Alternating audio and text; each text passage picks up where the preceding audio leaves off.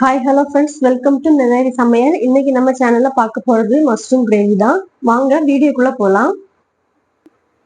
நம்ம இப்போ stove on பண்ணி பேன் வச்சிருக்கோம். பேன் சூடானதும் எண்ணெய் ஊத்திடலாம். பேன் நல்லா சூடாயாச்சு. நம்ம தேவையான அளவுக்கு எண்ணெய் ஊத்திடலாம்.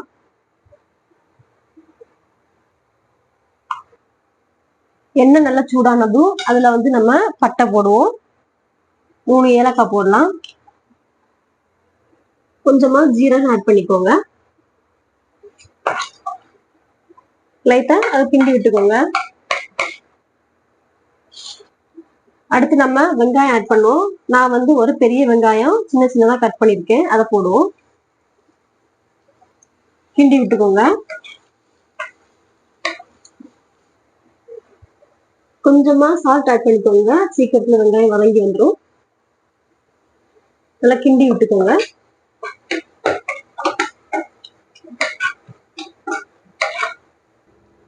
வெங்காயம் லைட்டா வதங்கினதும் அதுல நம்ம ஒரு பச்சை மிளகாய் ஆட் பண்ணலாம். இஞ்சி பூண்டு பேஸ்ட் ஆட் பண்ணிப்போம். கிண்டி விட்டுக்கோங்க. இஞ்சி பூண்டோட பச்சை வாசனை போற வரைக்கும் நல்லா வதக்கி விட்டுக்கோங்க. இனிமே நம்ம மசாலா ஆட் பண்ணுவோம். 1/4 டீஸ்பூன் மஞ்சள் ஆட் பண்ணுவோம். 1 டீஸ்பூன் மல்லித்தூள், 1/2 டீஸ்பூன் வத்தல் தூள் போடுவோம்.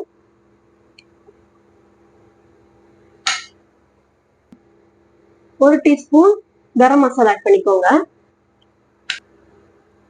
1/4 டீஸ்பூன் ஜீரகத்தூள் ஆட் பண்ணுவோம்.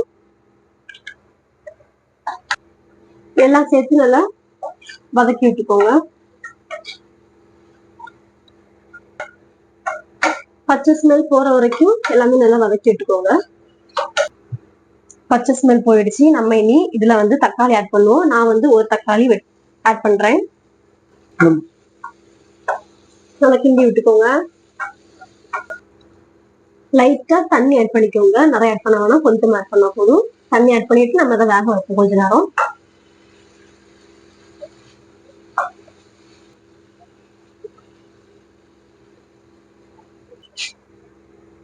தக்காளி உள்ளியும் நல்லா வதங்கிடுச்சு. நம்ம இதுல மஷ்ரூம் ஆட் பண்ணலாம். நான் மஷ்ரூமை குட்டி குட்டியா கட் பண்ணி வச்சிருக்கேன். அதை இப்ப நம்ம இதில் ஆட் பண்ணிடுவோம்.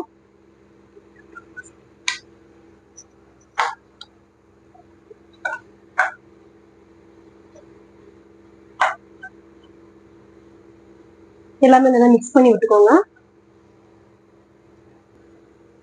தேவையான அளவு சால்ட் ஆட் பண்ணிக்கோங்க. கிண்டி விட்டுக்கோங்க.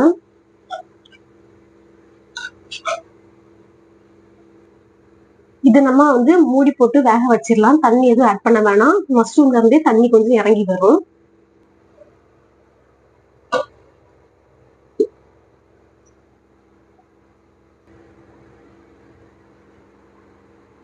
பாருங்க, நம்ம மஷ்ரூம்ல இருந்து தண்ணி வெளியே வந்திருக்கு. உங்களுக்கு இதுல தேவைன்னா நீங்க தண்ணி ஆட் பண்ணிக்கலாம். நான் கொஞ்சமா தண்ணி ஆட் பண்றேன். உங்களுக்கு நல்ல கிரேவியா தண்ணியா வேணும்னா நீங்க தண்ணி ஆட் பண்ணிக்கலாம். ஆட் பண்ணிட்டு கொஞ்சம் கொதிக்க விட்டுருவோம். நம்ம தண்ணி ஊத்தியாச்சு. நம்ம அதையும் கொஞ்ச நேரம் வேக விட்டுறலாம். நம்மளோட மஷ்ரூம் கிரேவி ரெடி ஆயிடுச்சு. நீங்க இந்த கிரேவியை சப்பாத்தி, பூரி, தோசைக்கு, சாதத்துக்கு எல்லாத்துக்கும் தொட்டுக்கலாம். அவ்வளவுதான் ஃப்ரெண்ட்ஸ், நம்மளோட மஷ்ரூம் கிரேவி ரெடி ஆயிடுச்சு. நல்ல அருமையான மஷ்ரூம் கிரேவி. இந்த வீடியோ உங்களுக்கு பிடிச்சிருந்துச்சுன்னா லைக் பண்ணுங்க, ஷேர் பண்ணுங்க, மறக்காம சப்ஸ்கிரைப் பண்ணுங்க.